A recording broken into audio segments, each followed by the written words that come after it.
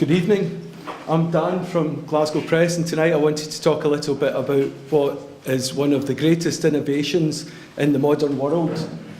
If it hadn't been for print, who knows where we'd be today. With the printed word came the opportunity to have information and ideas shared, both in terms of science and technology and religion. It just wouldn't be the same place as it is today otherwise. Now, print obviously has been around for a long time, tracing its roots back to the Far East. But Johannes Gutenberg in the 1400s was first to develop and invent movable type. And the movable type that he made at that time remained virtually unchanged for about hundreds of years. Now, this is our own business. This was us back in 1933. The business that we're part of started in 1870. That's my father.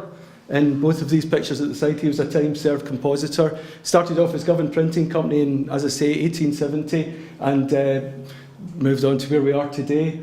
This is, I don't know how well you can see this, but this is the back wall in our office. We have lots of maps there. We post to all parts of the world these days. Service design community throughout the UK, but going across the world really. Now, you can't really see this very well at all, but this is a photopolymer plate. Most of the work that we produce these days is, instead of with movable type, which we still have and use, we quite often will use photopolymer. It allows designers to spec exactly what they want. You can use whatever fonts you have. You can design it on computer. We then make negs and print them. That's just some of our ink that we use. The inks that are used in letterpress are translucent and are affected by the colour of background that they're printed on. So what we would do if you, say for example, you wanted to print a light image or text on a darker background, we would use foil for that. So you can use either a metallic or an opaque pigment foil. See some examples here, they look quite dark, but you get the sort of notion. There's some gold there and some white there on a dark board. And we use that regularly. As well as foiling and letterpress printing, we also use our presses for die cutting and also for embossing and debossing. You see a few examples there of some work that we've done with that. You can pretty much get any shape with the die cutting.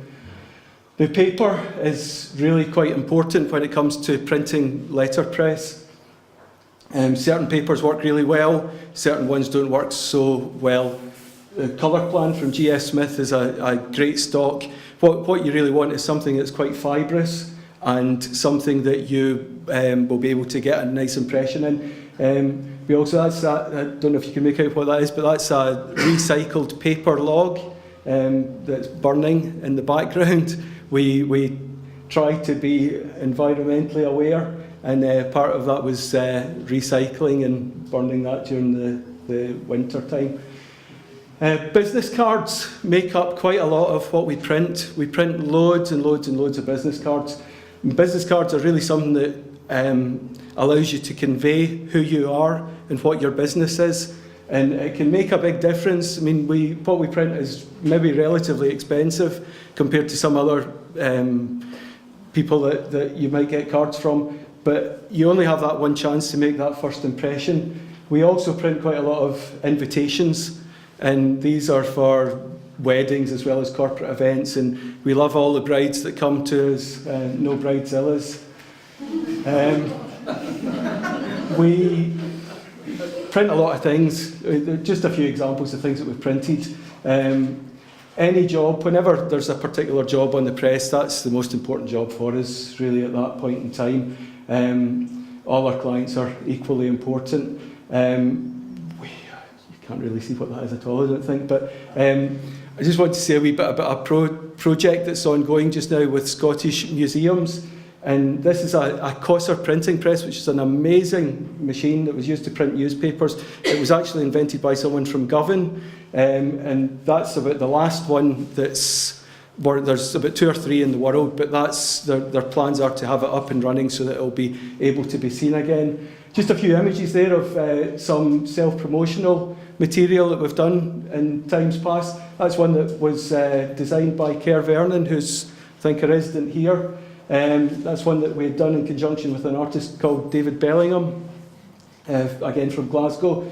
And we really enjoy printing these things. We enjoy everything that we print. We're really lucky to do what we do. But we particularly enjoy, you know, producing these little one-off things that aren't necessarily to make money, but I suppose in some sort of sense promote us.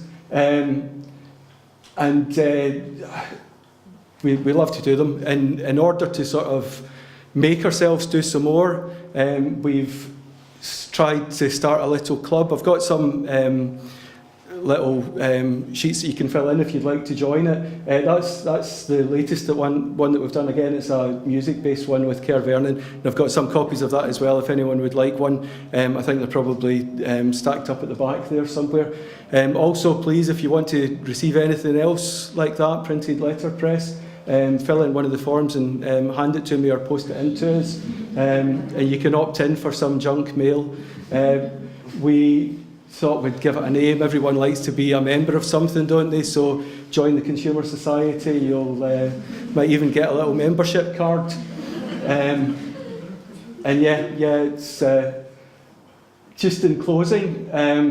I thought I would explain our press mark, which I've got on my sleeve there as well. It's based on the 4 that you see at the top. The symbol of 4 was common amongst merchants in times past, and the orb and cross was a symbol for antimony. And I think my time's up, but that's a part of lead that's used for that.